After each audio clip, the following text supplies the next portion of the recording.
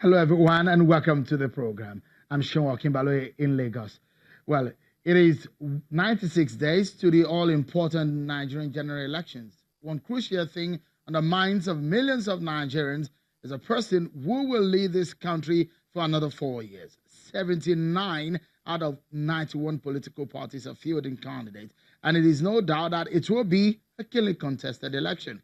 In all of those who have shown interest for Nigeria's top job, there are just a few newcomers in the politics of Africa's most populous nation. And there are those who have been there for some time. Some have run the race for an average of 3 to 4 times in the last 6 election cycles. They are not new to Nigeria presidential election. Our culture here at Channels Television is to engage those who want to be elected, especially those gunning for the nation's #1 office. Tonight, we shall be talking to perhaps one of the prominent ones, a candidate of the Allied Congress Party of Nigeria, ACPN. She's a former Minister of Education and that of Solid Minerals, and was senior official at the World Bank, heading some of the continent critical sectors. Dr. Obi Ezekwesili joins us tonight on the program. Many thanks for coming on the program. Thank you, Sean. Lovely to be here. Thank you so much. Why do you want to be president? Because I am absolutely fed up with the failures that I have seen in governance and leadership. It's been too costly to watch us waste the opportunity to lead this country into stability, into cohesion, and into prosperity. It is time to depart from the decadent politics that has cost Nigeria its pride of place in the Committee of Nations. So you think it's the right time for you to get on the stage? I mean, you've been minister twice. You've been in government at some other point also aside being a minister. Your understanding of the politics of Nigeria, you think is ripe for you to be there right now? I think, Sheung, a lot of people don't realize that we have a very terrible situation in our country. Nigeria is at this precipice. We cannot even afford additional years of waiting and navel-gazing while the political class continue in the pattern of cyclical failure that we have associated with them in these latest rounds of our politics. I am in politics not because I need a title. I am in politics not because I need to answer Madam President. I'm in politics because there's an urgent need to rescue our nation. This is an Operation Rescue Nigeria. It's a project Rescue Nigeria. And you don't care the political calculations of the zoning arrangement that we have operational. There seems to be an understanding with the political elite of a zoning arrangement, and you don't care about that. I'm glad you said understanding of the political elite, because that's exactly what it is. The political elite has been governing for the political elite, or perhaps they have been ruling, not governing, for the political elite. I am interested in our governing for Nigerians. I am the candidate of the Nigerian people. For the first time in this cycle of politics, I really want us to discuss the people.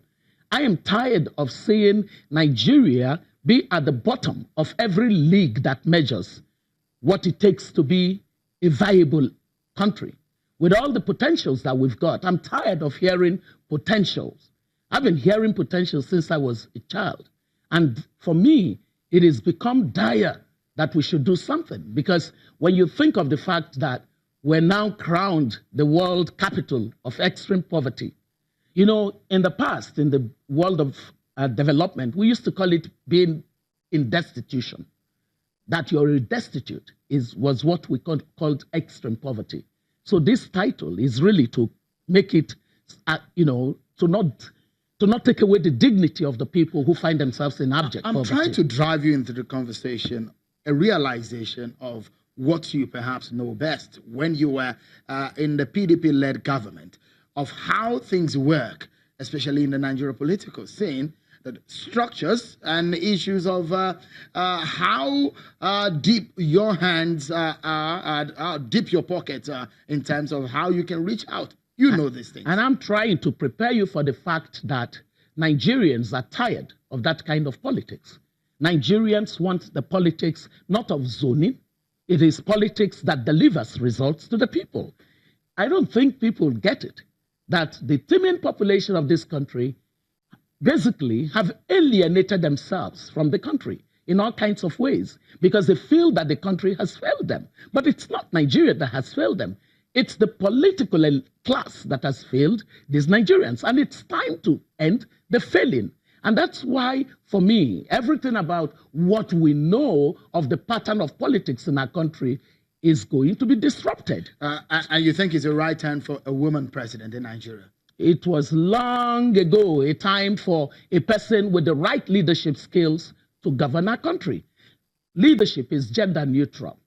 I don't come into this game sort of saying, think of me in any kind of genderized manner.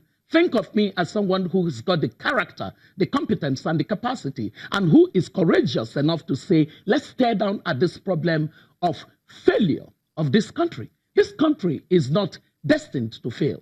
We must challenge this dominant norm where people come in the name of wanting an office. I don't need an office.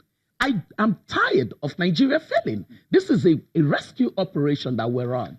You said that Buhari looks at is fighting corruption. He looks the other way. Those are your words there. You do not believe in the current government's fight against corruption. That's what you said. Do you believe in it? No, I'm a journalist. You're a and journalist. Of course, yes. I look at the issues empirically, but you might perhaps will be looking at it differently at this time. I am known for being very empirical. Sheung, think of it this way. The governance indicators that measure how successfully you're fighting corruption, they're all over the place. But just take the one of Transparency International. It doesn't show that there has been any considerable improvement. That's an organization where you have a hand in. I am one of the co-founders of Transparency International, but the institution is above board in terms of how it does its global ranking of countries. Think of the measures that show the level of transparency in the activities of government. This government signed on to the Open Government Initiative. There's little to nothing to show for it. When you think of the fact that comprehensive strategy to tackle corruption has got to look at reducing opportunities for corruption, and a lot of that has to do with the way that you perceive the control that government has over economic activities of the country. Today's Nigeria is a Nigeria where we hardly know what's going on at the NNPC. We hardly know the extent of what they now rebaptize subsidy to be. On the recovery, of course. There's an opacity, an opaqueness that just defines the activities of the oil and gas sector all over again. That's a reversal of progress that was made when I implemented NEITI in this country, the Nigeria Extractive Industry Strategy.